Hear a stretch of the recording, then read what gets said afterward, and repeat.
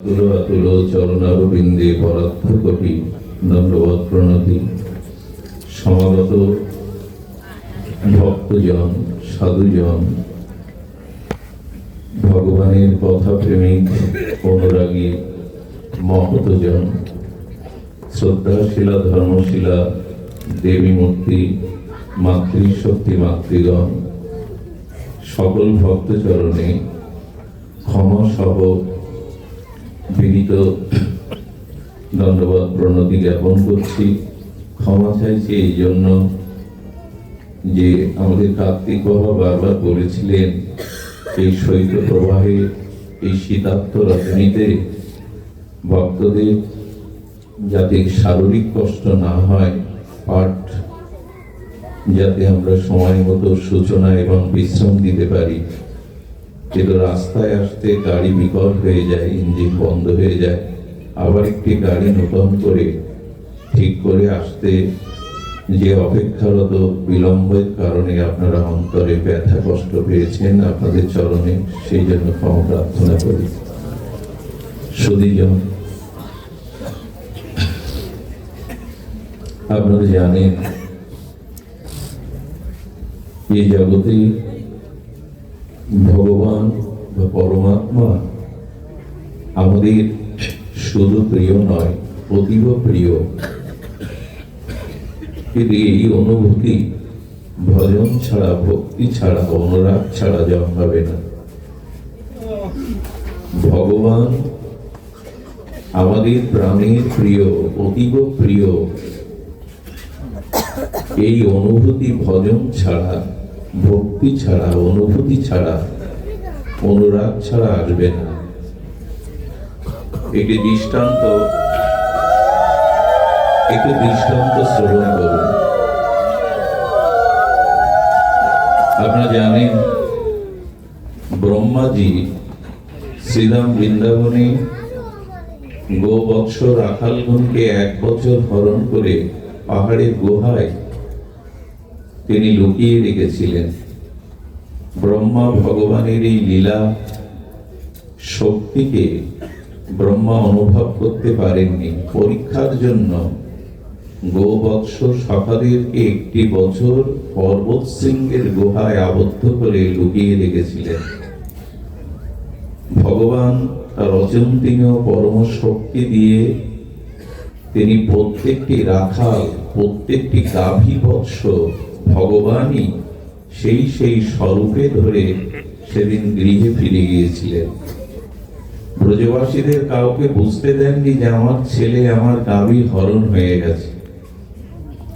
এই 1 বছর ভগবানই সখা রূপে, গাভী রূপে, সখাদের হাতে যে খেলনা, গোরাখালের লাঠি থাকে, পাচনি থাকে, সব গোবিন্দ হয়ে গৃহে ফিরে গেছে। এখন লক্ষণীয় বিষয় হলো পিতামাতা সন্তানকে যেরূপ স্নেহ, মমতা, ভালোবাসেন, এই 1 বছর ধরে পিতামাতা লক্ষ্য করছেন যে তাদের সন্তানদের প্রতি পূর্বের ন্যায় কোটিগুণ মমতা, ভালোবাসা, অনুরাগ বৃদ্ধি পেয়েছে। সবাই বলাবলি করছে এরাই তো আমাদের সন্তান ছিল, কিন্তু এত অনুরাগ কেন? না দেখলে থাকতে পারছি না, কথা না শুনলে ভালো লাগছে না। এবং লক্ষণীয় বিষয় হলো গাভীগুলোকে বৎস এত ভালোবাসে যে গাভীগুলি গিরিরাজের ওপর থেকে ঊর্ধ্ব পুঞ্জকে, অর্থাৎ তাদের লেজকে ঊর্ধ্বমুখী করে গিরি গোবর্ধনের ওপর থেকে ছুটছে বাসুরের কাছে স্নেহবর্ষ দুগ্ধ দান করবে বলে।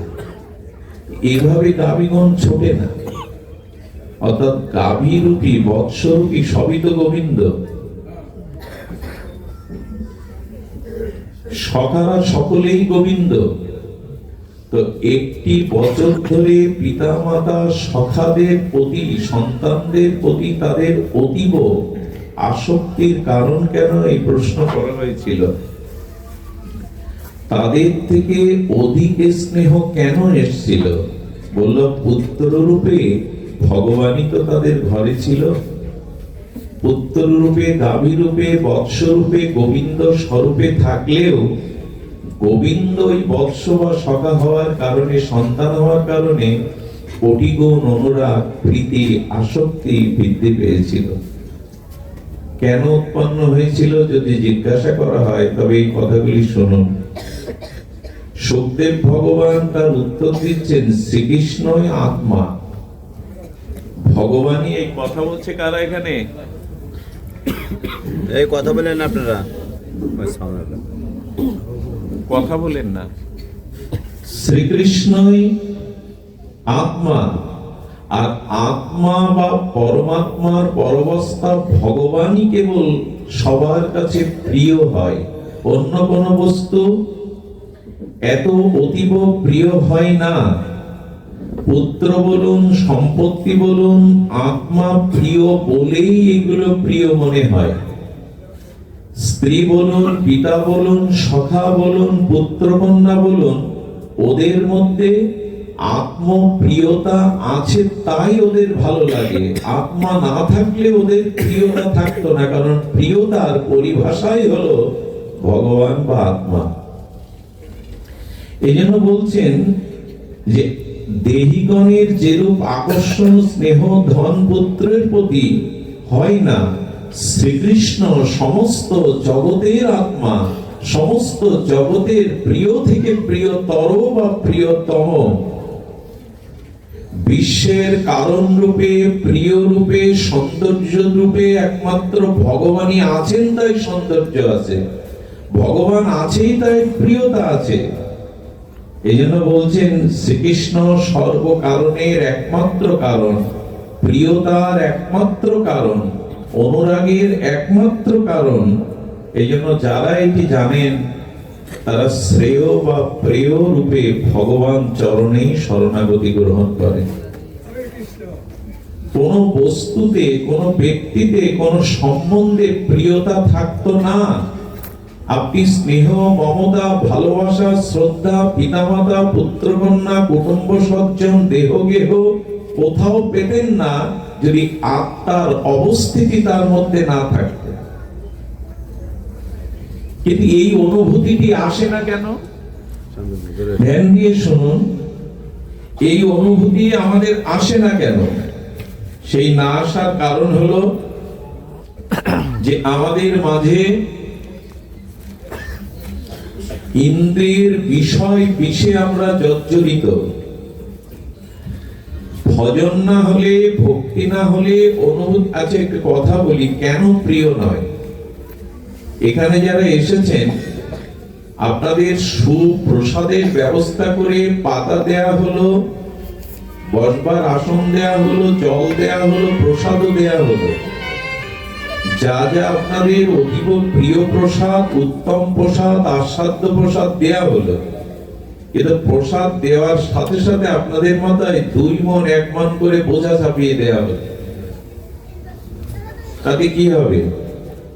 সেবা সুখ পাবেন? সেবা করবার প্রবৃত্তি থাকবে? কথা বলুন, থাকবে কি? সামনে আস্বাদ্য খাদ্য আছে, কিন্তু মাথায় 1-2 মণের বোঝা দিয়ে দেওয়া হলো। মাথায় বোঝা নিয়ে কেউ আস্বাদ্য খাদ্য আস্বাদন করতে পারে না। তো আমাদের হৃদয়ে, আমাদের মাথায় অনন্ত জন্মের কামনা বাসনার বোঝা এত ভারী, এখন এই সুখের গড়বো বলে, সুখ পাবো বলে সব ব্যবস্থা করছি, অথচ তাতে সুখ পাচ্ছি না। ভোজনের তো একটা সুখ আছে, তাই না?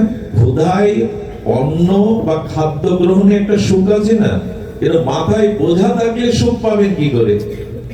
আপনি তো আস্বাদনই করতে পারবেন না।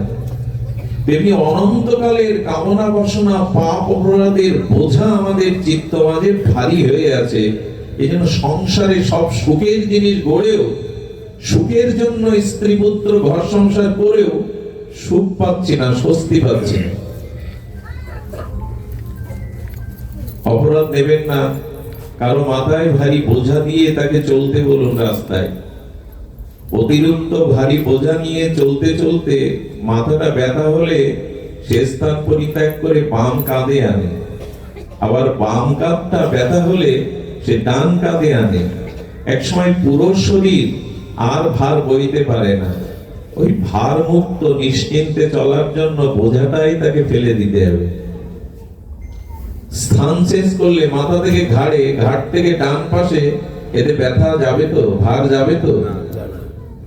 তেমনি আমরা বয়ে বেড়াচ্ছি, অনন্ত কামনা বাসনার বোঝা এত ভারী হয়ে গেছে অনন্ত জন্মে, আমরা পরিবর্তন করার চেষ্টা করছি কিন্তু ভার যাচ্ছে না। এই ভারটা নামাতে গেলে আমাদের চিত্তে ভগবানকে আশ্রয় দিতে হবে, ভজনকে আশ্রয় দিতে হবে, তবে এই ভার নামবে। আর চারিদিকে এই ভারের বোঝা, বিষয়ের বোঝা, অপরাধের বোঝা, পাপের বোঝা আমাদের মধ্যে অতীব তীব্র হয়ে গেছে। ভাগবতের কেন প্রয়োজন জানেন? বর্তমান সময়ে ভাগবতের অতীব প্রয়োজন। আপনাদের গোকর্ণের উপাখ্যান মনে আছে? এখানে রত্নীদেব বলে এক ব্রাহ্মণ, তিনি ছিলেন বেদজ্ঞ জ্ঞানী, কিন্তু সন্তান ছিল না, এবং তিনি জীবনে স্ত্রী পাননি তার মনের মতো। এই আরেকটা যন্ত্রণা, পুরুষ যদি গুণবতী সহধর্মিনী না পায়। পেয়েছিলেন ভোগী, বিলাসী প্রবণ এক স্ত্রী। সে বলল, আমি সন্তান টন্তান নিয়ে গর্ভে ধারণ পালন ওইসব করতে পারবো না, জীবনটা একটি করে আনন্দ করে কাটিয়ে দেব। কিন্তু রত্নীদেব দেখলেন, পুত্র না হলে এই বংশ পরম্পরা কে রক্ষা করবে? উনি চলে গেলেন ঋষির কাছে। আচার্য ঋষি প্রণাম হয়ে বললেন, পুত্র পেলেই কি বংশ রক্ষা হবে, পূর্বপুরুষ উদ্ধার হবে? পুত্র চেয়েও না, দুঃখ বাড়িও না, জীবনটা ভজন করেই কাটিয়ে দাও। পুত্রের যে শূন্য স্থান, ওইখানে ভগবানকে বসাবো, উদ্ধার তিনিই করবেন। কিন্তু যে মানুষের বাসনা যখন খুব প্রবল হয়, অনেকের সন্তান নাই, ওইখানে ভগবানকে বসাতে রাজি না, সন্তান চাই। তো বললেন, দেখুন, সন্তান পেলে কি সব পিতামাতা সুখী জগতে? পুত্রের অত্যাচারে, পুত্রের জন্য তো কত পিতামাতা আত্মহত্যার পথ বেছে নিচ্ছে, সংসারে আগুন জ্বালিয়ে দিচ্ছে। চরিত্রহীন, অসভ্য, ড্রাগ আসক্ত, কামনা আসক্ত, কুসঙ্গে কুরঙ্গে মিশে এই পতনকারী পুত্র কেন চাইছেন? বলে, কৃপা করুন। ওনার সেই পুত্র প্রাপ্তির প্রবল বাসনায় গুরুদেব একটা প্রসাদী আম দিলেন, এটা স্ত্রীকে খাওয়াও, এই গর্ভে একটি সুসন্তান জন্ম দেবে। এইখানেই হলো রহস্য। বর্তমান যে সকল সন্তান সন্ততি জগতে আসছে, এই কামনা বাসনার পরিবেশে যারা বেড়ে উঠছে, ধর্মীয় আদর্শ অনুশীলন না করার কারণে বর্তমানে প্রায় যুব সমাজ, কিশোর সমাজ তারা পদভ্রান্ত, পদভ্রষ্ট। এই জন্য সমাজ আজ কোনো কিছুতেই সেই সুখময়, আনন্দময়, সভ্যময় এগুলি আমরা গড়ে তুলতে পারছি না। অর্থনীতি বেড়েছে, শিক্ষা বেড়েছে, রাস্তাঘাট বেড়েছে, যোগাযোগ প্রযুক্তি বেড়েছে, মানুষের সুযোগ সুবিধা বেড়েছে, কমেছে শুধু মানুষের মনুষ্যত্ব, মানুষের জ্ঞান। দ্রুত রাস্তা করা হয়েছে যাতে দ্রুত মানুষ লক্ষ্যে পৌঁছাতে পারে, কিন্তু দ্রুত ভগবানের কাছে পৌঁছাবে এই রাস্তা তৈরি হয়নি। আজ কোলেস্ট্রল তৈরি, কি যেন ঠান্ডা ঘর তৈরি হয়েছে, ফলগুলো, শাকগুলো, আলুগুলো যাতে না পচে যায়, কিন্তু মানুষগুলো যে পচে যাচ্ছে তাদের রক্ষা করার মেশিন কই? এই জন্য মানব সভ্যতা হুমকির সম্মুখীন।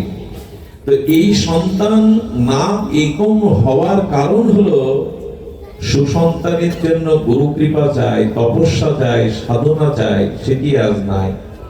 এই জন্য কাম, কামনা, ইন্দ্র প্রদীপ্তির জন্য যে সমস্ত সন্তান জগতে আসছে, এর একটা রাবণ তৈরি হচ্ছে, দুর্যোধন তৈরি হচ্ছে, যুধিষ্ঠির তৈরি হচ্ছে না। এর মূল কারণ হলো তপস্যার দ্বারা, আরাধনার দ্বারা এই জগতে সন্তান খুব কমই আসছে। সুধীজন, তো উনি ওনার স্ত্রীকে বললেন, এটা গুরুদেবের দেওয়ার প্রসাদী ফল, এটি নামের সহিত, শ্রদ্ধার সহিত, প্রসাদ রূপে, শ্রদ্ধা রূপে পান করলে তোমার গর্ভে সন্তান আসবে। কিন্তু আগেই বলেছে বিলাসী, সন্তান নিয়ে ঝামেলা কে পাবে? গরুকে খাইয়ে দিল, গরুকে খাইয়ে দিলেও গরু গর্ভবতী হয়ে গেল। গুরুদেবের প্রশস্ত কৃপা শক্তি তো।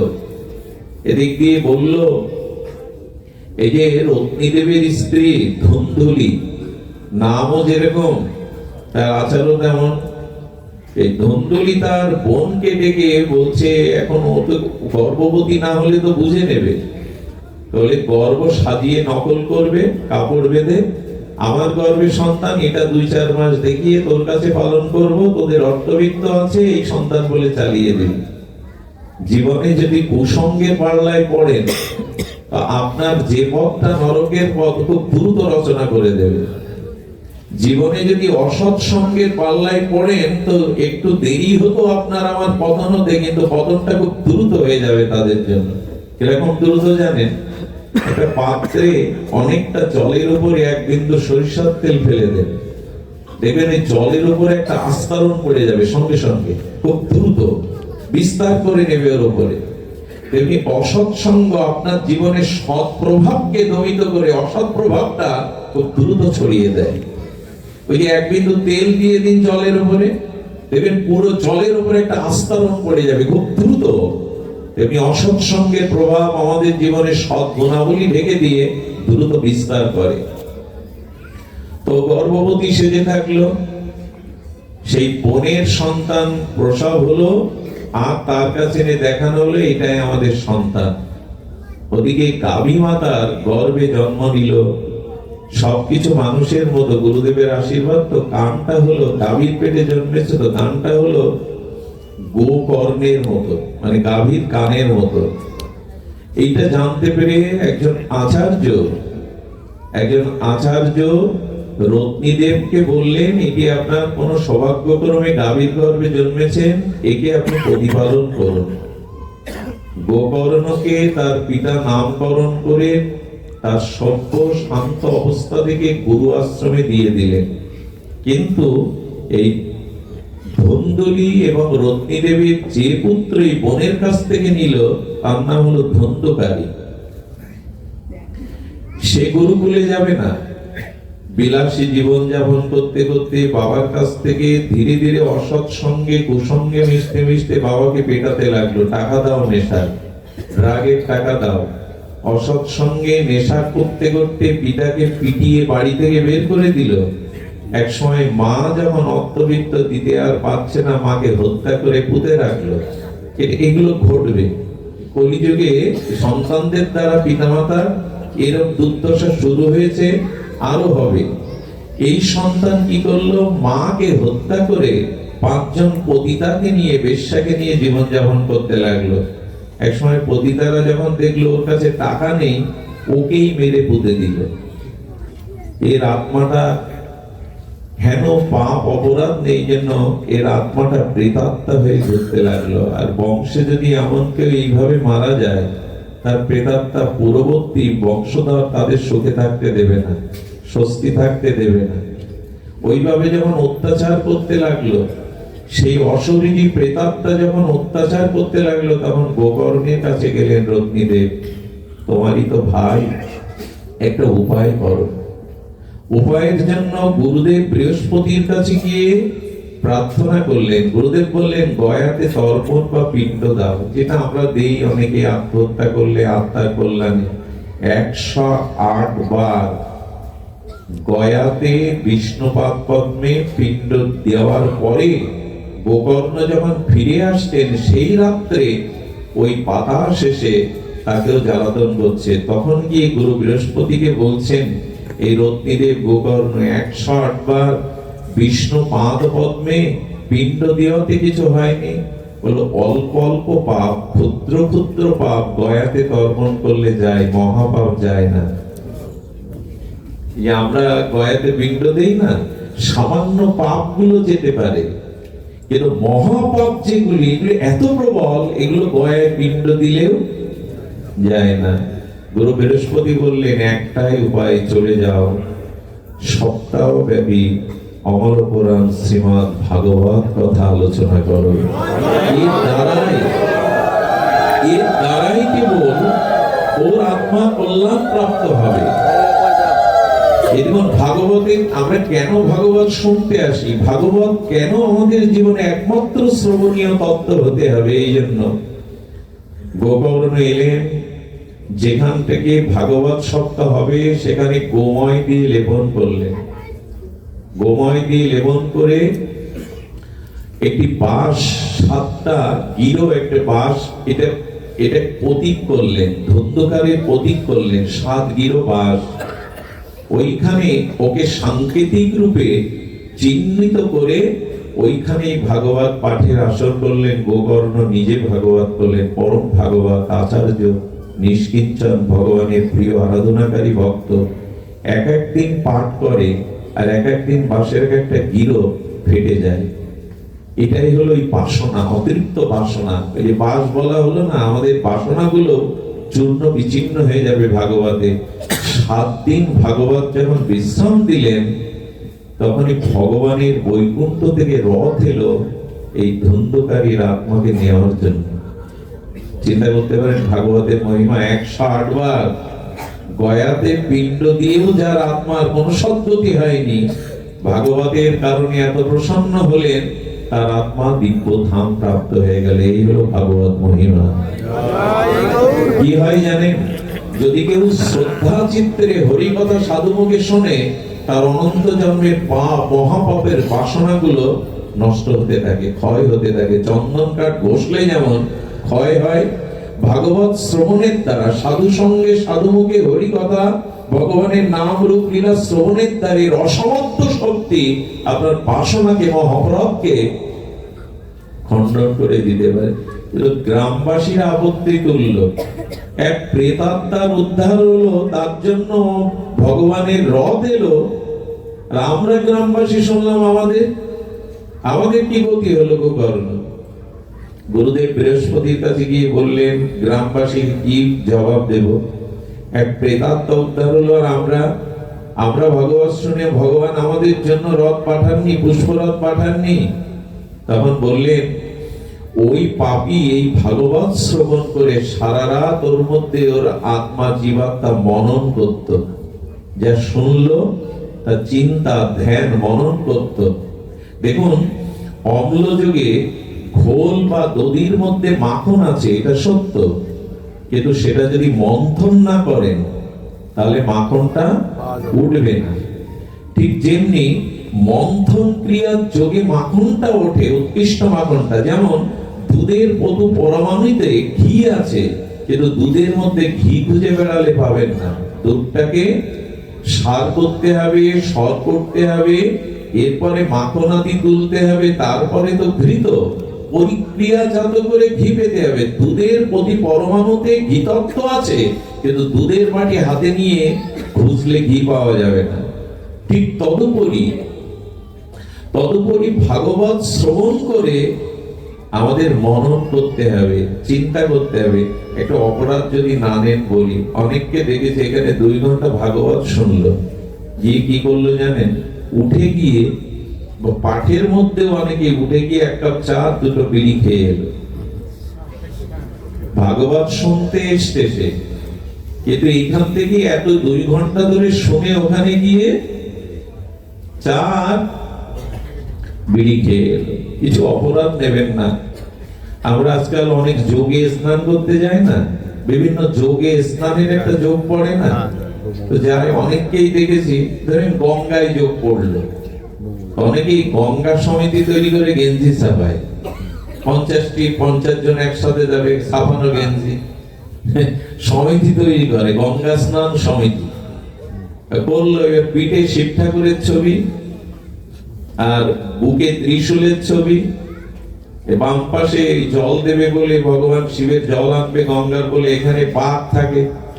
আচ্ছা, এইভাবে চলেছে, দেখলে মনে হয় গেরুয়া পোশাক, কিন্তু ওর মধ্যেই বিড়ি ধরায় আর 10 বার অন্তত ঘাড় কাত করে আজকাল এভাবে কথা বলে দেখেছেন তো?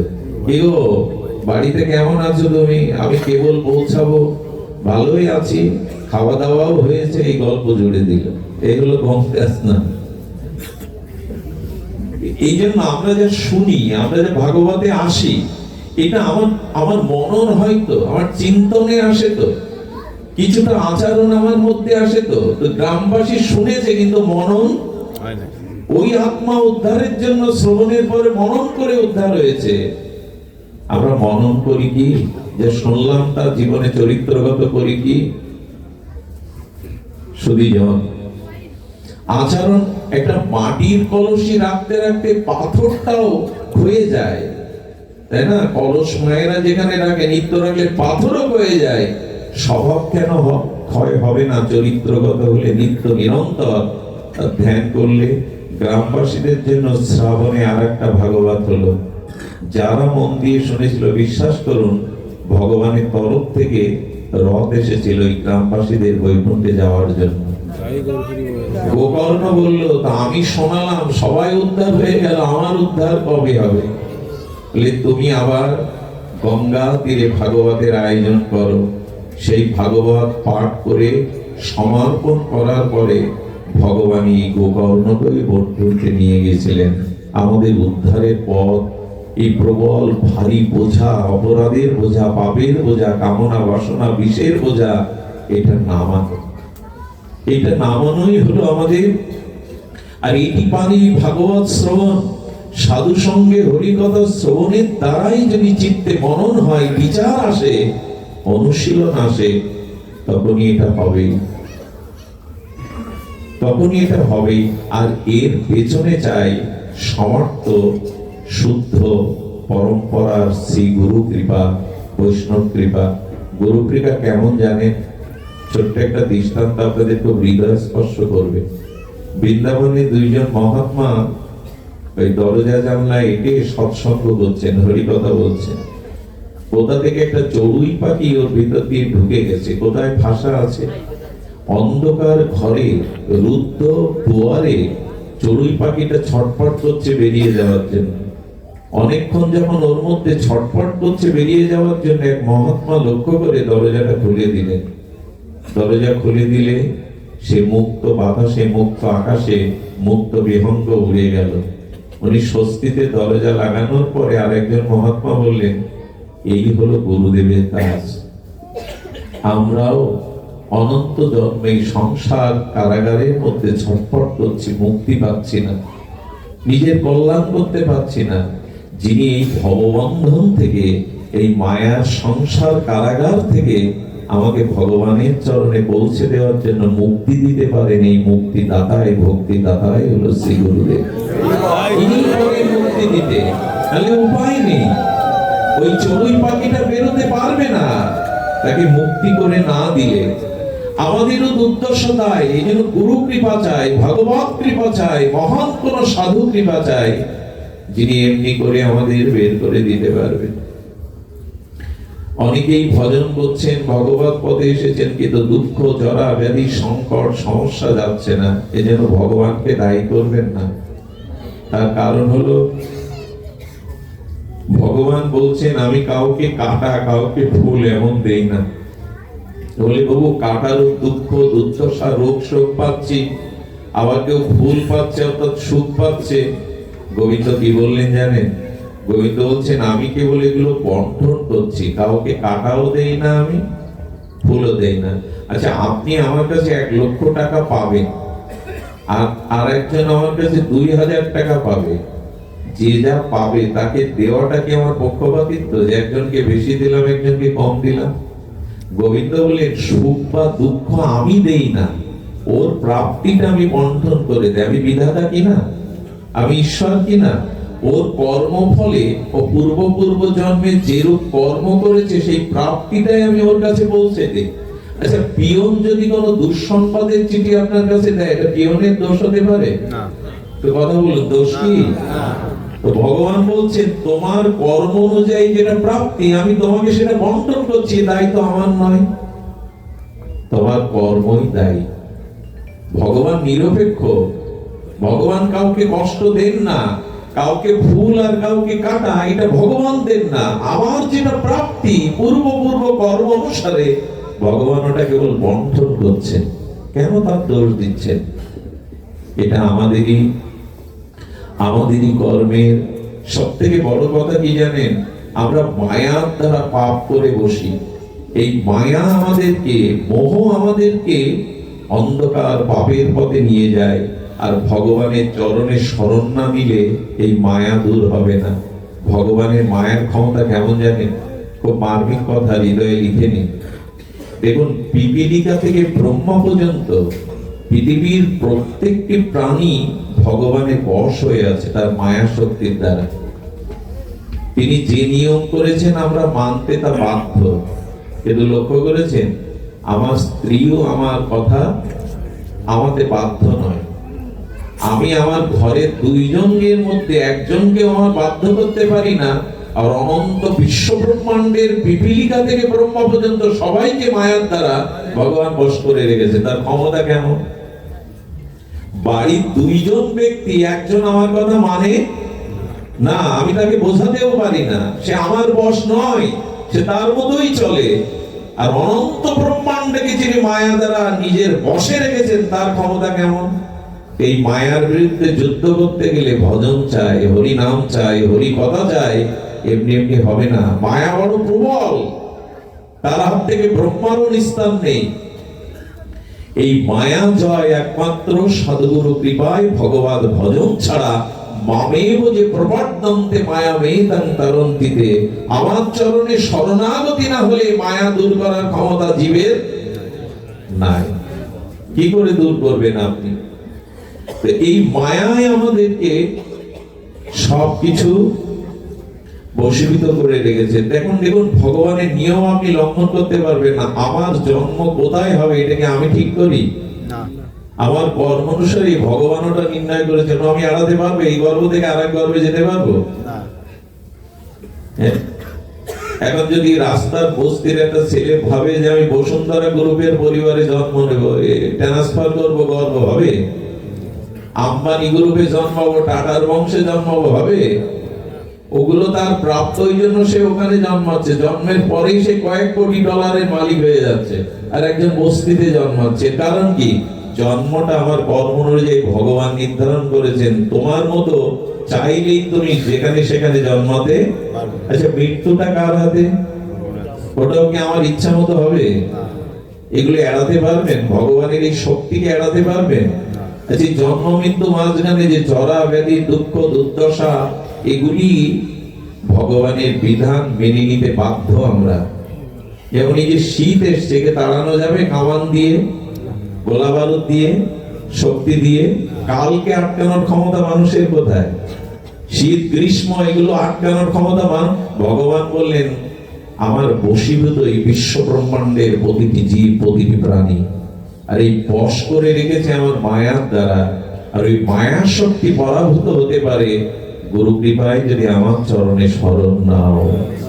যদি মামেব যে প্রপদ্যন্তে, আমার চরণে প্রপদ্যন্তে প্রপন্ন হয়ে শরণাগতি নিলে, কি অপূর্ব বয়াত দিয়েছেন কবিরাজ কৃষ্ণ গোস্বামী। কৃষ্ণ তোমার হলাম যদি বলে একবার, মায়া বন্ধ হইতে কৃষ্ণ তারে করেন পার। একবার কেবল নিষ্কপটে সরলতায় বলো গোবিন্দ আমি তোমার, মনের থেকে বলো, বাইরে দিয়ে না। গোবিন্দ তাকে মায়ার সংসার হতে পার করবেন, এতে কোনো সন্দেহ নাই। গোবিন্দ তোমার হলাম যদি বলে একবার, মায়াবদ্ধ হইতে কৃষ্ণ তারে করেন পার। পার তিনি করবেন, পারের অপেক্ষায় আছেন তিনি। কিন্তু কপটতা যায়নি আমাদের, আমাদের ভেতর আর বাইরের এক হয়নি। এই কপটতাপূর্ণ সততাপূর্ণ জীবনে আমরা ভগবানকে ডাকছি বটে, কিন্তু ডাকবার মতো ডাকতে পারছি না। সুধীজন, এই জন্য সরল নিষ্কপটে যদি তার কাছে আত্মসমর্পণ করেন, তখন এই মায়া পরাভূত করে ভগবান আপনাকে চরণে নিয়ে নেবেন। কিন্তু বিষয় তো আমাদের যায় না, বিষয় বাসনা আমাদের যায় না। আপনাদের মনে পড়ে, একটু বিচার করে দেখুন তো কালীয় নাগ লীলাটা। আমি সময় বেশি নেব না। এই শীতের মধ্যে কত কষ্ট করে দীর্ঘ সময় আপনারা বসে আছেন, এই অপরাধের শেষ নেই। তবু সামান্য সময় আমরা বলবো, দেখুন একটি জিনিস বারবার লোক যতদিন চিত্ত শুদ্ধ না হচ্ছে, ততদিন ভগবত অনুরাগ আমার চিত্তে জন্মাবে না। একটি কাঁচা গাছ, একে তো কাঁচা, তাকে কেটে আরো 6 মাস জলে চুবিয়ে রাখুন, এরপরে আগুন ধরাতে গেলে জ্বলবে তো না ধোঁয়া হবে? ধোঁয়া হবে কিনা? এটা সারি গাছ কেটে 6 মাস রোদ্রে রাখুন, তারপরে আগুন দিন, দাও দাও করে জ্বলবে। একে তো জ্ঞান নাই, চেতনা নাই, তারপর কত জন্মের অপরাধের এই চিত্ত কাঁচা, এই যেন ভজনটা চলে উঠতে পারে না। এত শুনি, এত বুঝি, তবু ভগবানের জন্য অনুরাগের অনল জ্বলে ওঠে না। ভিজে কাটছে না, আরো জলে ভিজানো, অপরাধে মাখানো। এখন এর থেকে মুক্তির একটাই উপায়। দেখুন, কালীয় নাগের ফনা কতগুলো বলা হয়েছে। গোবিন্দ যার মাথায় নৃত্য করেছিলেন বৃন্দাবনে যমুনা কালীহট্টে, যে কালীয় নাগ লীলা দেখেছেন না, গোবিন্দ নটরাজ হয়ে নৃত্য করেছিলেন। কালীয় নাগের ফনা অনেকগুলি, তার একটা সংখ্যা ছিল সহস্র ফনা। এটা মানুষের মনের মধ্যে যে মনের কামনা বাসনা চিন্তার ফনা কতগুলো গুণে বলতে পারবেন? আপনার মধ্যে বাসনার ফনা কতগুলো বলা যাবে?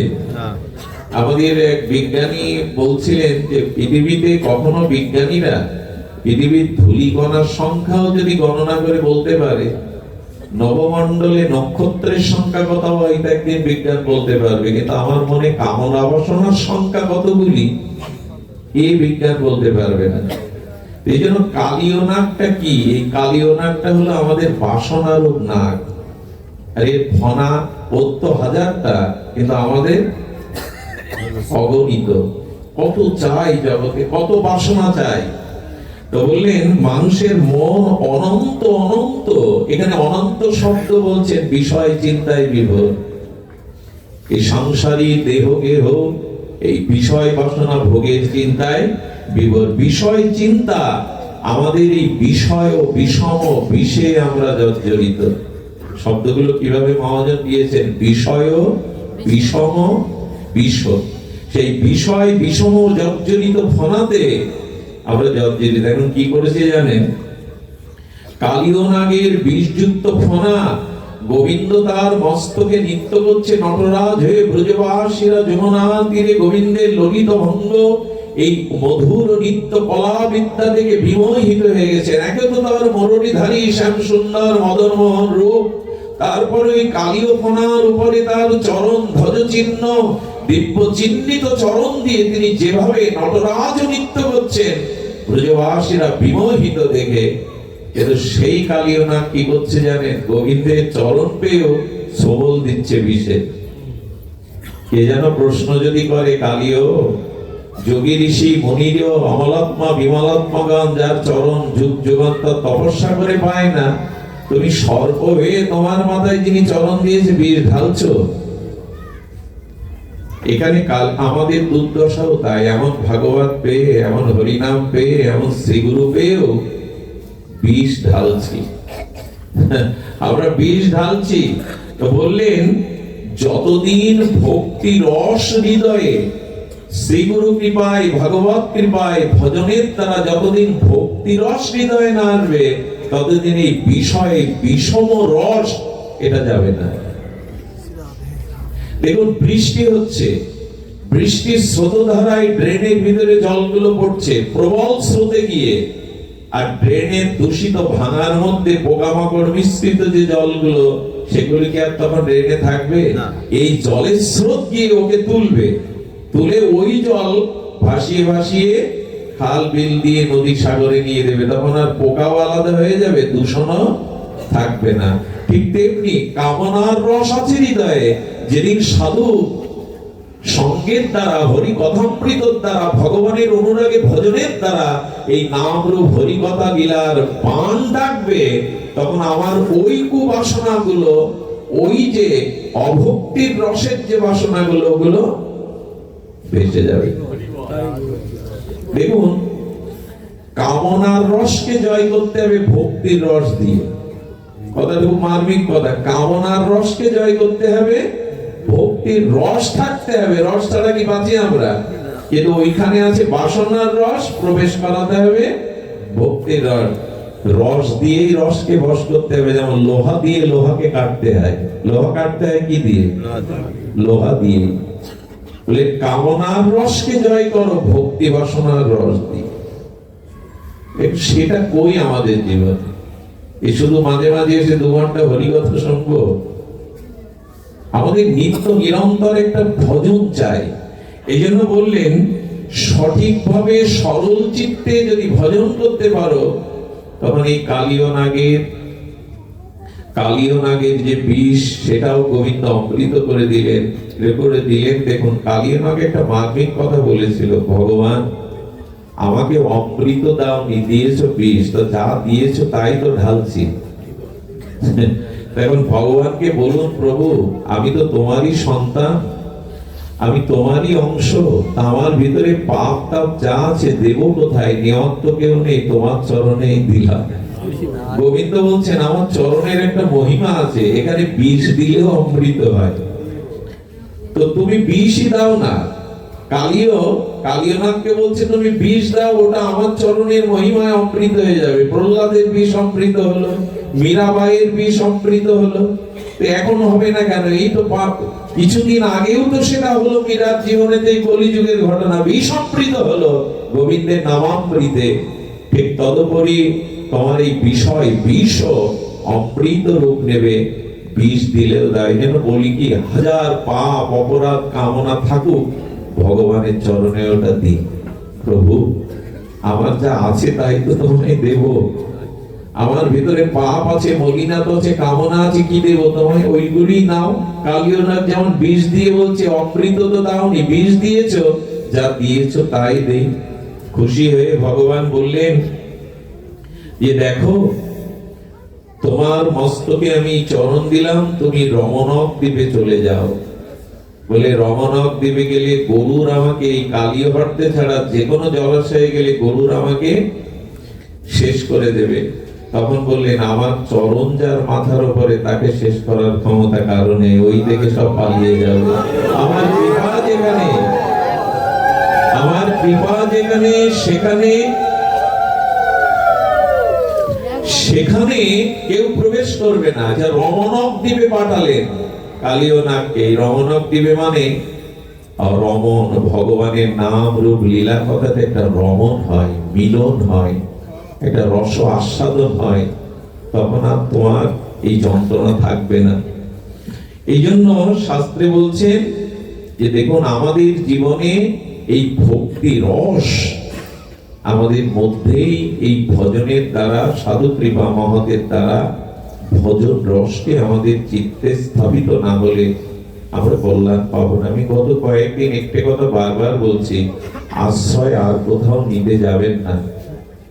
সে আশ্রয় চির আশ্রয় নয়, নিরাপদ আশ্রয় নয়। দেখুন, বারবার বলছিলাম গোবিন্দের চরণ মামেকং শরণং ব্রজ, এই জন্য বলছেন ভগবান আমার চরণ ছাড়া, শ্রী গুরু চরণ ছাড়া আর আশ্রয় নিতে যেও না, কারণ আশ্রয় দিতে পারবে না। আচ্ছা, পিতা আশ্রয় দিতে পারবে না সন্তানকে? ভগবান বললেন না, পিতার কাছেও সন্তান নিরাপদ নয়। সেটা প্রহ্লাদ ভালো করে বুঝতে পেরেছিল। প্রহ্লাদের মতো ছেলেকে এমন কিছু নেই যে তাকে হত্যা করার জন্য চেষ্টা করেনি। পিতার কাছেও কি সন্তান নিরাপদ? আর শুনুন, জন্ম দিলেই পিতা হওয়া যায় না। যিনি সন্তানকে উপযুক্ত ভাগবত অনুশীলন শিক্ষা দিয়ে মৃত্যুর উপরে পৌঁছে দেওয়ার প্রেরণা না দিতেন, তিনি জন্ম দিয়েও পিতা না। এটা ভাগবত বলছে, আমি না। পিতা না সৎ, যিনি সন্তানকে উপযুক্ত শিক্ষা সংস্কার দিয়ে এই বারবার জন্ম মৃত্যুর উপরে প্রেরণা দিয়ে পৌঁছে না দিতে পারেন, তিনি জন্ম দিয়েও পিতা না। রামপ্রসাদের একটা কথা শুনেছেন, প্রসব করলেই হয় না মাতা, যে না বোঝে সন্তানের এই ব্যথা। কি পার ব্যথা, মাথার ব্যথা? অর্থাৎ এই পুনঃ জন্ম মৃত্যুতে আসা কর্মফলের ব্যথা যে মা কৃষ্ণ ভজনে এগিয়ে দিয়ে এড়াইয়ে দিতে পারে, ইনি হলেন প্রকৃত মা। পিতার কাছেও পুত্র নিরাপদ না। প্রহ্লাদ নিরাপদ থাকেনি, এমন কোন অত্যাচার নেই পিতা করিনি। মার কাছে, মা তো স্নেহময়ী, মার কাছেও পুত্র নিরাপদ না। থাকলে কুন্তির মতো রমণী কর্ণের মতো সন্তানকে ভাসিয়ে দেয় নদীতে। কর্ণ সূর্যনারায়ণের পুত্র, সূর্যপুত্র কর্ণ, কুন্তি দেবী ভাসিয়ে দিল। মার কাছে ডাস্টবিনে পেপারে মোড়ানো অনেক শিশু সন্তানের জীবন্ত লাশ পাওয়া যায়। কে ফেলে দিল তাকে? মার কাছেও সন্তান প্রকৃত আশ্রয় নয়, নিরাপদ নয়। যদি বলেন বড় ভাইয়ের কাছে, বলো না, বিভীষণের মতো রাম ভক্তকেও লাথি মেরে তাড়িয়ে দিল বড় ভাই। ভাইয়ের কাছেও ছোট ভাই নিরাপদ নয়। সুধীবৃন্দ, স্বামীদের কাছেও কি স্ত্রী প্রকৃত আশ্রয়? যদি তা থাকতো, সামনে বিশ্ববিজয়ী অর্জুন, ধর্মরাজ, যুধিষ্ঠির থাকতেও দুর্যোধন দ্রৌপদীর শাড়ি টানতে পারত না। বিবস্ত্র করার জন্য ওরা কেউ এগিয়ে আসেনি। দ্রৌপদী জগৎকে দেখিয়ে বলছে, দেখো, আমার মতো সতী রমণীর এরকম 5 স্বামী থাকতেও আমাকে আশ্রয় দেওয়ার মতো কেউ নেই, এক গোবিন্দ ছাড়া। জগৎ চেয়ে দেখো আমাকে। স্ত্রীর প্রকৃত আশ্রয় স্বামীর কাছে নয়, রক্ষা করতে পারে না। কজন তো বিষ খাইয়ে মেরে তাকে গলা টিপে হত্যা করে ঝুলিয়ে রাখে আত্মহত্যার নাম করে। কার কাছে আশ্রয় চাইবে? আচ্ছা, যদি বলি এই সব জগতে কার কাছে আশ্রয় চাই? প্রকৃত আশ্রয় যদি চান, যদি বলেন দেবতাদের কাছে, বলে দেবতারা নিজেরাও মাঝে মাঝে আশ্রয় হারিয়ে ফেলে। দেবতারাও মাঝে মাঝে স্বর্গে এমন ভোগ বিলাসে মেতে ওঠে, দেবতারাও আশ্রয় হারিয়ে ফেলে। দেবরাজ ইন্দ্র স্বর্গ থেকে বহুবার চ্যুত হয়েছে, সেও হারিয়ে ফেলে। এই কামনা বাসনা যদি থাকে না, তা আশ্রয় স্বর্গে গিয়েও পাবেন। একটা কথা হয়তো পূর্বে বলেছি, আর একবার শুনলে অত্যুক্তি হবে না। আমাদের মনে আছে একবার দেবরাজ ইন্দ্র অভিশপ্ত হয়ে স্বর্গ থেকে পলায়ন করে। কিন্তু রাষ্ট্রে যদি রাষ্ট্রনায়ক না থাকে, কর্তৃত্ব যদি কারো হাতে না থাকে, তো রাষ্ট্র তো উচ্ছন্নে যায়। শাসক না থাকলে, রাজা না থাকলে, তো নহুষ অর্থাৎ এই পৃথিবীর খুব পরাক্রমশালী এক রাজাকে, ন্যায়পরায়ণ পরাক্রমশালী বীর্যবক্তা নহুষকে ইন্দ্রপদ দেয়া হলো। কদিন ইন্দ্রপদ পেয়ে বাম দিকে তাকাচ্ছে, কারণ স্ত্রীরা কোন দিকে থাকে? বাম দিকে। বাম দিকে তাকাচ্ছে, আমি তো দেবরাজ হলাম, আমি তো স্বর্গের রাজা হলাম, কিন্তু ইন্দ্রাণী কই? ওই বাসনা জেগে গেছে স্বর্গে গিয়ে। কার দিকে দৃষ্টি দিল জানেন? পৃথিবীতে সতীদের মধ্যে অন্যতম শচী, ইন্দ্রের স্ত্রীর নাম শচী দেবী। অপরূপ সুন্দরী শুধু নয়, মহাসতী, তার দিকে দৃষ্টি গেল। এই জন্য বলি কি, স্বর্গের লোভে পুণ্য কর্ম করতে যাবেন না। ও জায়গাটাও গেলেও আপনার আশ্রয় চিরদিন না, পুণ্য ক্ষয় হলে আপনাকে ধাক্কা দিয়ে ফেলে দেবে। ভক্তরা বরঞ্চ বলে, নরকে দাও, পাপ ক্ষয় করে যেন আবার এসে তোমার ভজন করতে পারি। কিন্তু স্বর্গে দিও না, ওখানে ভোগ আর ভোগ, ওখানে উপাসনা নাই, আরাধনা নাই। তো কি হয়েছে? নহুষ কুপ্রস্তাব দিল, তোমার স্বামীকে আর ফিরবে? ব্রহ্ম অভিশাপে শাপগ্রস্ত, আমাকে বরণ করে নাও, পাশের আসনটা খালি। পর স্ত্রীর প্রতি দৃষ্টি গেল স্বর্গের দেবতার ইন্দ্রের পদ পেয়ে। চিন্তা করতে পারেন? তো উনি তো সতী, উনি ভগবানের কাছে প্রার্থনা করতে লাগলেন। আর তখন কি করলেন? সপ্ত ঋষির কাছে গিয়ে বললেন, ঋষিবর, আমাকে বাঁচান, এই নহুষের, দেবরাজের কোপানল থেকে আমাকে বাঁচান। আমিও বলি, জীবনে যদি কোনো সংকটে পড়েন, শুদ্ধ কোনো মহাত্মার কাছে পরামর্শ নিতে যাবে। সাধুরাই পরের দুঃখকে নিজের দুঃখের মতো অনুভব করে। সাধুদের হৃদয়ে অপরের ব্যথাকে নিজ ব্যথা অনুযায়ী তারা অনুভব করে। এজন্য তারা সমাধান তার শাস্ত্রের থেকে দেয়।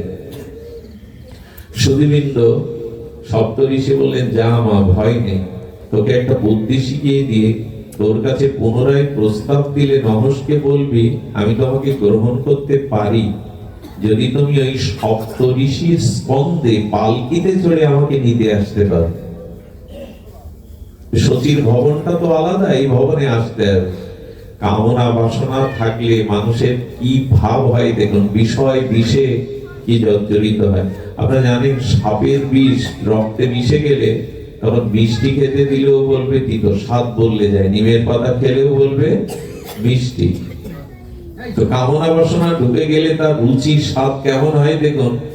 ওই সপ্ত ঋষিরা বলে ধ্যানে ছিলেন, অস্ত্রী, পুলত্ত, পুলস্ত, বশিষ্ঠ, ভৃগু, ভগবানও যাদের প্রণাম করেন, সম্মান করেন, কেউ এই বুড়োর দল ওঠো, পালকি ধরতে হবে।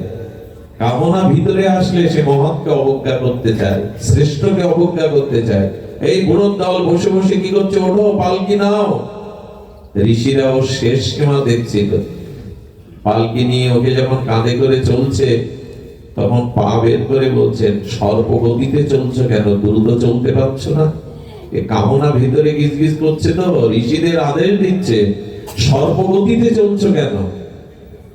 ঋষি পেছন দিকে তাকিয়ে বললেন, যে নামটা উচ্চারণ হয়েছে মূর্খ তোর মুখে, তুই সর্প হয়ে যা, পতন হয়ে যা। ওইখান থেকে সর্প হয়ে পৃথিবীতে এলো।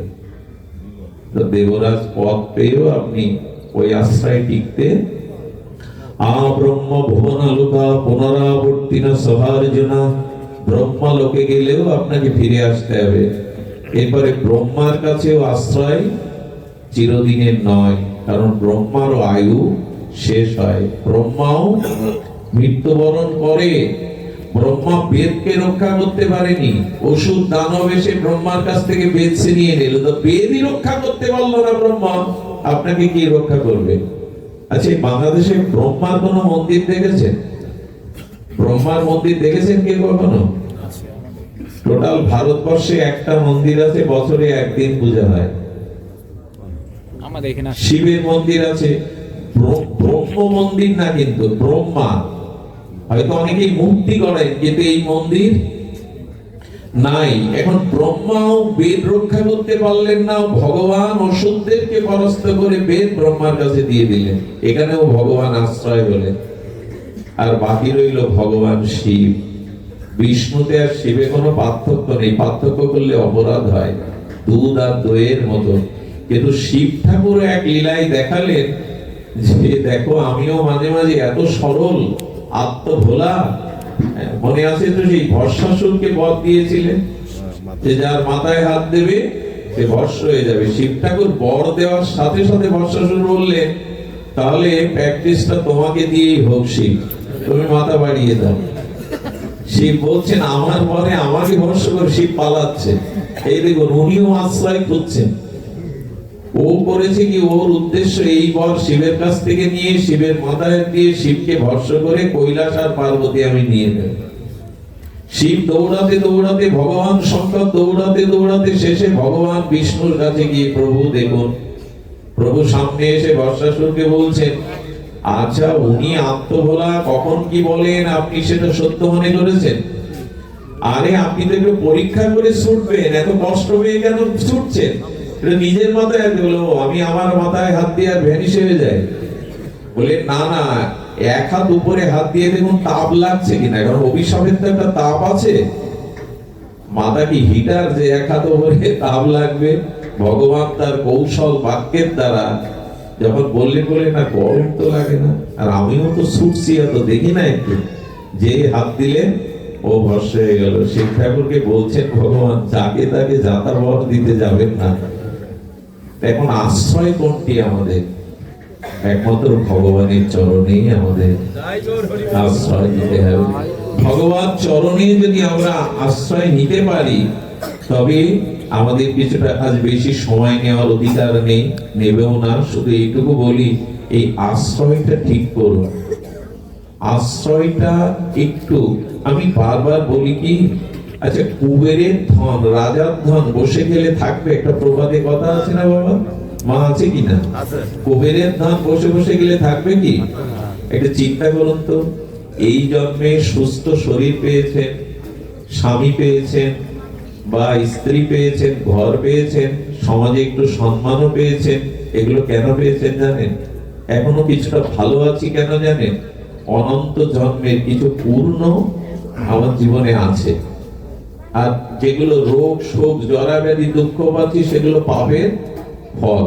এই দুটোই বসে বসে যদি ভোগ করি, নতুন করে যদি আর সঞ্চয় না করি, আয় না করি, এটা কতদিন থাকবে? কদের কিন্তু সাধারণ না। জমানো অর্থ, রাজার ধন বসে বসে খেতে গেলে ফুরিয়ে যাবে। তা যেটুকু পুণ্য ফলে মানুষ হয়েছিলাম, এই সংসার পেয়েছিলাম, ওই পুণ্যটা বসে বসে যদি ক্ষয় করি, ভোগ করি, নূতন করে যদি ধর্ম কর্ম ভজন না করি, তাহলে এটা ফুরিয়ে গেলে তো পতনই হয়ে যাবে। প্রতিদিন যেমন গৃহী মানুষরা আয় করতে যায়, অফিসে হোক ব্যবসা হোক, প্রতিদিন একটু ভগবানের ভজনের ধর্ম আয়টা করুন, নাহলে এটা ফুরিয়ে গেলে কিন্তু আবার পতন। আয়টা প্রতিদিন করতে হয়, এটা আমরা মানি। তেমন ভগবানের জপ ধ্যান শাস্ত্র পাঠ সাধু সঙ্গ হরিকথা দিয়ে আমাদের উচিত কিছু সঞ্চয় করা নাই। বসে বসে ভোগ করলে একদিন সব শেষ হবে। কথাগুলো ক্ষুদ্র কিন্তু অনুভব বেদ্য কথা, অনেক গভীরে। এরকম আজকে যে 2 ঘন্টা 3 ঘন্টা বসে হরিকথা শুনছেন, এই সম্পদ ক্ষয় হবে না, এগুলো ক্ষয় হয় না। জগতের সম্পদ ওগুলো বন্টন হয়ে যায়, অন্যের কাছে চলে যায় উত্তরাধিকার সূত্রে, কিন্তু ভজন ফলটা, ভজন সম্পদটা অন্য কেউ নিতে পারে না। সুধীবৃন্দ, আজকে পূর্ব মহাদ্বাদশী, এখন এই ব্রতের দিনে একটু নিশি জাগরণ, একটু হরিকথা হরিবসর করতে হয়। আপনাদের বসিয়ে রাখার কৌশলে বলছি না, এটা আছে, আপনারা জানেন যে ব্রতের দিনে একটু নিশি জাগরণ, একটু সাধু সঙ্গ হরিবসর অবশ্যই করতে হয়। ব্রত মানে না গিয়ে থাকা শুধু নয়, ব্রত মানে শুধু একটা দিন পার করা নয়, ব্রত মানে আজকে 3টে কাজ করতে হয়: হরিবসর, একটু নিশি জাগরণ, একটু ভগবত কথা শ্রবণ কীর্তন।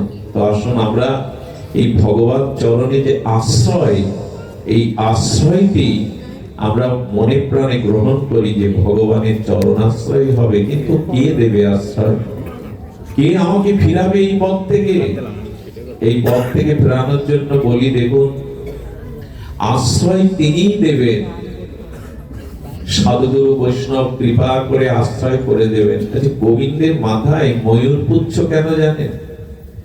আপনারা জানেন যে পৃথিবীতে যত বাদ্যযন্ত্র আছে, সব থেকে অনুভবের অর্থাৎ হৃদয়ের অনুভব ভাবটাকে ফুটিয়ে তুলতে পারে বাঁশি। সব যন্ত্র হাতে পায়ে বাজানো হয়, কিন্তু বাঁশিটা কেবল অধরেই বাজানো হয়। কেন জানেন? মনের হৃদয়ের সংবেদ্য ভাবনাগুলো ওষ্ঠের সাথে বাঁশির মধ্যে যায়। এই জন্য রাত দুপুরে বা কেউ যদি সঠিক রাগ রাগানির দ্বারাই বংশীধ্বনি করে, এমন মানুষ নেই যে তার চিত্ত আকর্ষণ করবে না। এই জন্য গভীর রাতে বাঁশি বাজালে মন উৎসাহন হয়ে যায়। আর যদি রাগ রাগিনীর দ্বারা বাজানো যায়, গোবিন্দের সব থেকে প্রিয় মুরলী, গোবিন্দের হাতে যে বাঁশি, এটা বাঁশবাগানের বাঁশি নয়, ভগবান শিবই এই বংশী হয়েছিলেন। ভগবান শঙ্করই গোবিন্দের হাতের বংশী। উনি যখন বংশীধ্বনি করছেন, গোবিন্দই বংশীধ্বনি রাগিনীর দ্বারা। আমাদের আবার রাগের ভেদ আছে, যেমন ভোরবেলা ভৈরবী, এক একটা রাগের তো এক একটা সময় আছে। গোবিন্দ মালকোষ রাগিনীতে বংশীধ্বনি করেছেন। আর সেই বংশীধ্বনি কেমন জানেন? যমুনার জলগুলো যাচ্ছিল অন্যদিকে, উজানে উল্টো দিকে বইতে শুরু করলো। বিমানে করে দেবদেবীরা যাচ্ছিল, তাদের বসন উন্মুক্ত হয়ে যেতে লাগলো বংশীধ্বনিতে। ধ্যানী যোগী যারা, তাদের ধ্যান ভঙ্গ হয়ে গেল। আর দেবলোকে সত্যলোকে যারা তপস্বী ছিল, তাদের তপস্যা ভেঙে গেল। বৈকুণ্ঠ নৃত্য করতে লাগলো। গোবিন্দ মালকোষ রাগিনীতে মধুর মরীর ধ্বনিতে বাজাতে বাজাতে দেখছে সামনে একটা ময়ূর নৃত্য করছে। ময়ূরটা এত সুন্দর করে পেখম মেলে নৃত্য করছে। গোবিন্দ বলছে, বা এমন সুন্দর নৃত্যটা বাঁশির সামনে যদি নৃত্য করে, দেখলে তো ভালো, ময়ূরটা আমার কাছে রেখে দেব। গোবিন্দ বংশী বাজাতে বাজাতে ছুটছে, ময়ূরটাও তখন ছুটছে। ছুটতে ছুটতে যমুনা পুলিনে ওখানে দাঁড়িয়ে গোবিন্দ দাঁড়িয়ে পড়েছেন। কারণ কি জানেন? ময়ূরটা রাধারানীর কাছেই ছুটে যাচ্ছে, গোবিন্দকে ধরা দেবে না বলে। তো ঠাকুরানী তখন একটার পর একটা কলসি সাজিয়ে যমুনা থেকে জল নিয়ে আসছিলেন। রাধারানী ময়ূরটা নৃত্য করতে দেখে, ময়ূরটা এমন করে নাচে না, কে কে এমন করে নাচাচ্ছে আমার ময়ূরটাকে? সেই ময়ূরের নৃত্য বিমোহিত হয়ে রাধারানীর চোখ সামনে পড়েছে। বাঁশির সুর শুধু এত মধুর না, বাঁশিওয়ালা আরো মধুর। যেই গোবিন্দের দিকে দৃষ্টি দিয়েছে, কি বলবো, গোবিন্দের অঙ্গ শ্যামল বরণ শোভা দর্শন করে পীতবরণ, সঙ্গে সঙ্গে ওই মঠটা থেকে জলগুলো পড়ে রাধারানীর অঙ্গ ভিজে গেছে। ওই ভেজা অঙ্গে রাধারানী যে দৃষ্টি দিয়েছে শ্যামল অঙ্গে পীতবরণধারী মুরলীধারী শ্যামসুন্দরের দিকে, ওই দৃষ্টি দেওয়ার সাথে সাথে লজ্জিত হয়ে রাধারানী ছুটে চলেছেন। আর গোবিন্দ বিমোহিত হয়ে রাধারানীর ওই যাওয়ার পথ থেকে দেখে ময়ূরটা রাধারানীর পিছু নিয়েছে। যেতে যেতে ময়ূরের একটা পেখম আনন্দে নৃত্য করতে করতে ওখানে পড়েছিল। ওই পেখমটা বুকে তুলে নিয়ে বলল, তোর কারণেই আজ প্রেমময়ী দর্শন পেলাম, তোর কারণেই প্রেমময়ী দর্শন পেলাম, তাই তোকে আমি আমার মাথার মুকুট করে রাখবো। সেই থেকে ময়ূর পিচ্ছটা তিনি মাথার মুকুট করে রেখেছিলেন। আচ্ছা, গোবিন্দ পীতবরণ কেন করেছেন জানেন? হলুদ বরণটা রাধারানীর অঙ্গ কান্তি, ওইটা ধারণ করেছেন। আর নীলম্বরী শাড়ি পরেছেন রাধারানী, গোবিন্দের গা নীলাভ, সেই শ্যাম নীলাভ অঙ্গটা ভাবনাটা যাতে আমার সঙ্গে মিশে থাকে, এই জন্য নীলাম্বর আর ইনি পীতম্বর পরেছেন।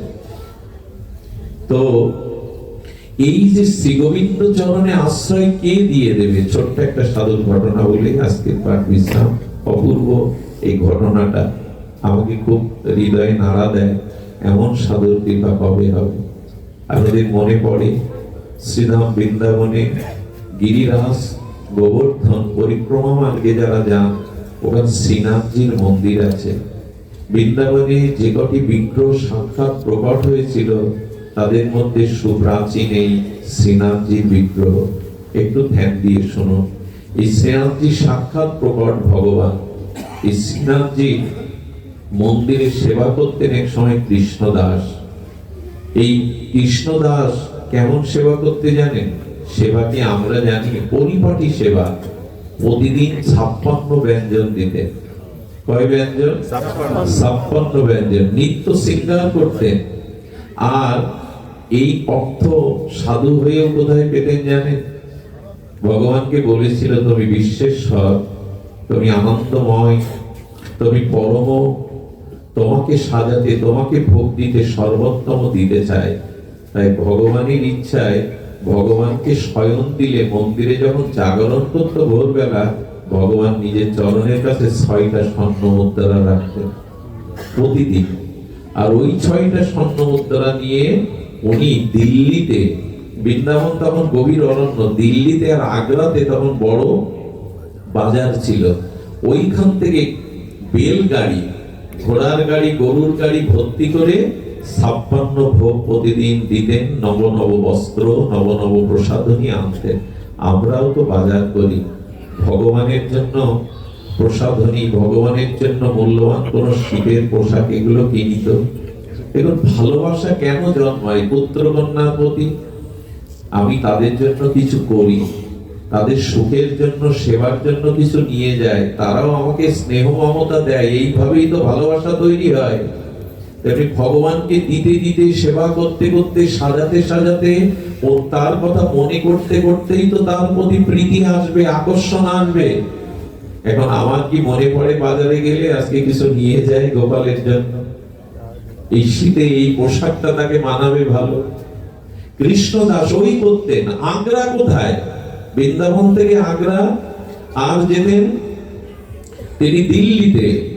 একবার দিল্লিতে গেছেন, সমস্ত সবজি আদি, প্রসাধনী আদি কিনে বেলগাড়িতে চড়িয়ে দিয়েছেন ভালো কাপড়ের, যে শ্রীনাথজিকে ভালো পোশাক তৈরি করে দেবে। বৃন্দাবনে এখনো, রাধাকুণ্ডে এখনো 7 দিনে 7 রকমের পোশাক পরানো হয়। দেখুন, ভগবান অনেক দিয়েছেন আপনাকে। আচ্ছা, যে মায়েরা, যে বাবারা 20-30টা কাপড় আলমারিতে রেখেছেন, ওগুলো এখন বিক্রি করা যাবে? অনেক পুরানো পড়তে পড়তে রেখে দিয়েছেন সাজিয়ে। এমনি হয়তো কাউকে দিয়ে দিতে পারেন, কিন্তু বাজারে উপযুক্ত দামে বিক্রি, পুরাতন হয়ে গেছে, ব্যবহার করেছেন। এটা একটা 60 বছরের বৃদ্ধের কিডনির দাম কত জানেন? ভালো থাকলে ওটা নষ্ট হয় না। ভগবানের দেওয়া জিনিসের মহিমা দেখুন। ওই কিডনিটা আপনি 2 লাখ টাকা বেচতে পারবেন। লিভারের 1 অংশ 1 কোটি টাকা দিয়েও কেনার লোক আছে, হাফ অংশ, ওটা নষ্ট হয় না 70 বছরে। ভগবানের দেওয়া যে বস্তু, অনেকেই বলে দেয়া নষ্ট হয় না তো মানুষের তো হাড়ের রোগ হচ্ছে কেন এখন? আপনি একটা কথা খুব মন দিয়ে শুনুন, ভগবান আমাদের মধ্যে যে বস্তুগুলো দিয়েছে তার যদি দুর্ব্যবহার না করতেন, অতিরিক্ত ভোগ না করতেন, একটা হাড় 300 বছরেও নষ্ট হতো না। আমাদের চোখ, এই চোখটা যদি অন্ধকে দান করে দেন, সেও সারা জীবন এই চোখেই দেখতে পারবে। ভগবানের সৃষ্টি বস্তুগুলো, ওই পুরানো কাপড় 10 বছর পরে ওর মূল্য নেই, কিন্তু 60 বছরের একটা কিডনি, একটা লিভার, তার মূল্য দিয়ে দেবে, ওগুলো নষ্ট হয় না। আমরা শরীরের প্রতি ভোগের দ্বারা এত অত্যাচার করি, ওই জিনিসগুলো আমরাই নষ্ট করি। মনে যদি কুচিন্তা কুভাবনা না করতেন, পরে সর্বনাশের চিন্তা না করতেন, অপরের উন্নতি দেখে যদি হৃদয়ে জ্বালা না হতো, হার্ট 300 বছর ভালো থাকতো। আমরাই তো নষ্ট করি। হৃদরোগ, হৃদরোগ মানে কি? আমাদের এই কামনা বাসনা হৃদয়ের, এগুলি রোগ। হিংসা, বিদ্বেষ, ক্রোধ, কাম, এগুলি রোগ। না হলে ভগবানের জিনিস এভাবে নষ্ট হতে পারে না। সুধীজন, তো এই জন্য ভগবান যা দিয়েছেন সুন্দর। একজন বলছেন আমি হতভাগা, ভগবান আমাকে কিছু দেয়নি। এক বেটা বলছে তোর একটা হাতের দাম কত জানিস? তোর দেহের মধ্যেই কোটি টাকা সম্পদ ভগবান দিয়েছেন, তুই বলছিস তুই ভিখারি। দেহের যে পার্টস গুলো, কিডনি, হার্ট, লিভার, এগুলো তৈরি করতে পারবেন সহজে? পারবেন না। ভগবানের দেওয়া, তিনি কেমন করে করতে হয় করেছেন, একবারও মূল্যায়ন করবো না। তাকে কিছু দিতে হয়। যিনি এমন করে আমাকে সাজিয়েছেন, তাকে তো কিছু সাজাতে হয়, তাকে কিছু দিতে হয়। কৃষ্ণদাস নূতন কাপড় নিতে গেছে, আর কাপড় নিয়ে যখন ফিরছেন, এক নর্তকী বাইজি, ওই যে দিল্লি শহরের মধ্যে ফুটপাতে সে একে বেঁকে নৃত্য করে কোমর মাজা দুলিয়ে কিছু পুরুষকে আর ওই বাহ্যিক বিনোদন দিচ্ছে না। পুরুষগুলো তার কোমর দুলানো দেখে টাকা ছুড়ে ছুড়ে মারছে। কৃষ্ণদাসের কণ্ঠে হঠাৎ ওই নর্তকীর কণ্ঠের মধুর সুর, লহরীর সুর ভেসে এলো সরালা। কৃষ্ণদাস দাঁড়িয়ে গেল, গোবিন্দের শ্রীনাথজির পোশাকে দাঁড়িয়ে গেল। কেন জানেন? কণ্ঠ এত মধুর হয় কারো?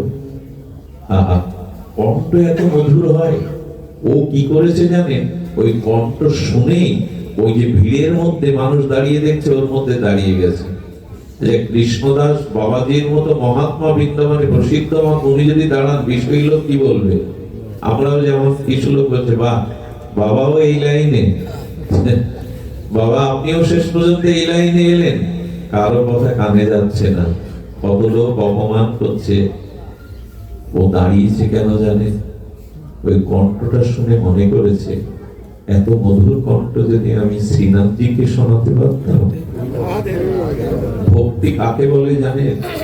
যা কিছু প্রিয়, যা কিছু সুন্দর যদি তার সুখের জন্য দিতে পারতাম। কণ্ঠটা শুনে ও কি নর্তকী, ও বাজারে নৃত্য করছে এ ভাবনা নেই, কণ্ঠটার সৌন্দর্য মনে করছে শ্রীনাথজিকে যদি এই কণ্ঠে গান শোনাতে পারতাম। এই হলো ভক্তির মহিমা। সবাই টাকা ছুড়ে নিয়ে চলে গেল। একজন পতিতাকে বলছেন, তোর ভাগ্য, সামনে কে দাঁড়িয়ে আছে দেখ। দিব্য মহাপুরুষ কৃষ্ণদাস বাবাজি দাঁড়িয়ে। বলে, বাবা তুমি আমার দিকে ভেবে তাকিয়ে আছো কেন? তোমার এখানে কি কাজ? বলল, তোমাকে একজনকে গান শোনাতে হবে। কে সে? বলে, আমার বন্ধু। বলে, তোমার বন্ধুকে গান শোনালে কি দেবে? টাকা দেবে তো? বলেন, আমার বন্ধুকে যদি সুর সঙ্গীতের দ্বারা আনন্দ দিতে পারো, পৃথিবীর কারো ক্ষমতা নেই, রাজা বাদশারও নেই যে এত কিছু ভরিয়ে দেবে তোমায়। ও মনে করেছে তাহলে শেঠ, ওর বন্ধু মনে শেঠ খুব ধনী, আমি রাজি আছি, আমি তাকে শোনাবো, রাজি আছি। সঙ্গে সঙ্গে একটা গাড়ি করে দিলেন, একটা চিঠি লিখে ঠিকানা দিলেন। ওর সাথে তো যাবেন না, গিরিরাজ গোবর্ধনে গিয়ে এই ঠিকানা দিলে তোমাকে তার একটা ঘর দিয়ে দেবে, আমি পরে আসছি। সুধীজন ওই ঘরে থাকলো। কৃষ্ণদাস ওর জন্য কি করেছে জানেন? ওর জন্য শাড়ি কিনে এনেছেন, গেরুয়া রঙের শাড়ি। ওর জন্য বৃন্দাবনের রজ এনেছেন, তিলক এনেছেন।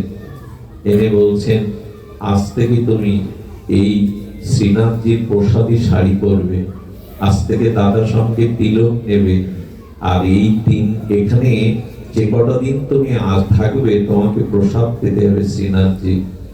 এই দেখুন 3 দিন ব্রজে বাস করালেন, 3 দিন রাধারানীর প্রসাদী কাপড় পরালেন, হ্যাঁ, আর 3 দিন তিলকমালা করে বললেন যে গান শোনাতে হবে তোমার গান নয়, আমি লিখে দেব, সুর করে দেব, এই গান প্রস্তুত করে শোনাতে হবে আমার বন্ধুদের।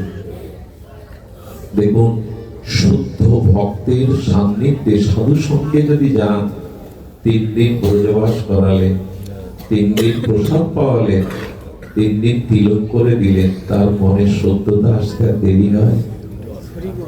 মহাজনের এই পদাবলী এগুলো কীর্তন করলে ভোরবেলা আগে মায়েরা উঠে কীর্তন করত।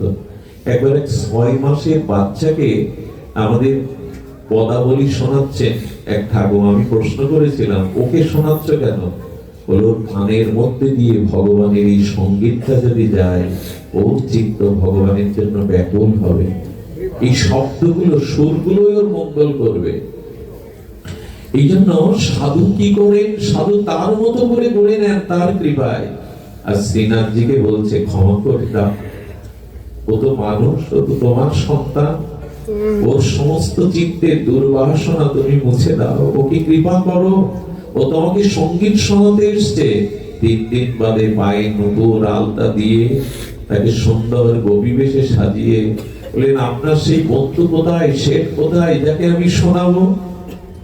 শ্রীনাথজির মন্দিরের দুয়ার খুলে ভগবানকে দেখিয়ে বলছে, এই আমার বন্ধু, এই আমার শেঠ, ওকে শোনাবো। সেবা কাকে বলে দেখুন। প্রতিটা এই বাইজি তখন বলছেন নর্তকী, মূর্তিকে আমি শোনাবো, এই জন্যই আমাকে প্রস্তুত করে এখানে এনেছেন।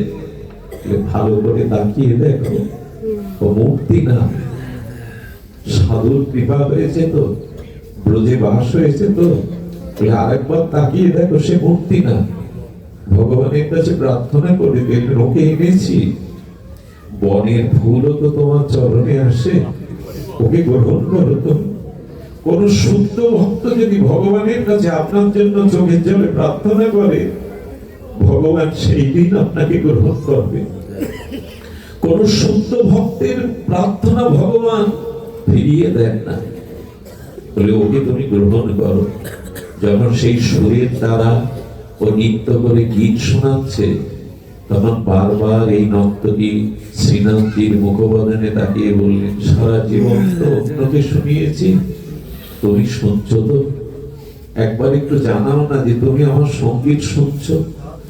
ওই তাকাতে তাকাতে দেখলেন শ্রীনাথজি মধুর হেসে চোখের কোণে, নয়ন কোণে, ঠোঁটের কোণে হাসি ফুটে উঠল।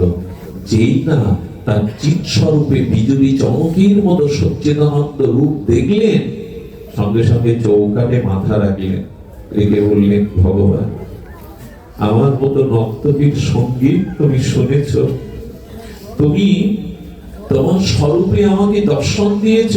আচ্ছা, তোমাকে কি দেব আমি? তবে শুনেছি মানুষের জীবনে সব থেকে বেশি প্রিয় হলো তার প্রাণ, প্রাণ সব থেকে প্রিয়। নাও, অনন্ত জন্ম এই মায়ার সংসারে মায়া আমাকে নাচিয়েছে, আজ তোমার সামনে যে পুষ্পাঞ্জলি অর্পণ করলাম, আমার প্রাণটাই তোমার চরণে আশ্রয় দাও।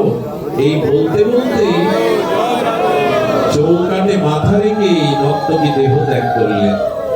চিরদিনের মতো শ্রীনাথজি তাকে চরণে নিলেন।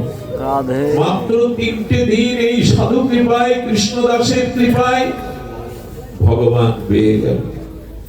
আমি বলি কি, এই জীবনে চলার পথে একজন এই সৎ প্রেমিক অনুরাগী ভগবান ভক্তের সঙ্গ নিন, তিনি আপনাকে নূতন করে গড়বেন।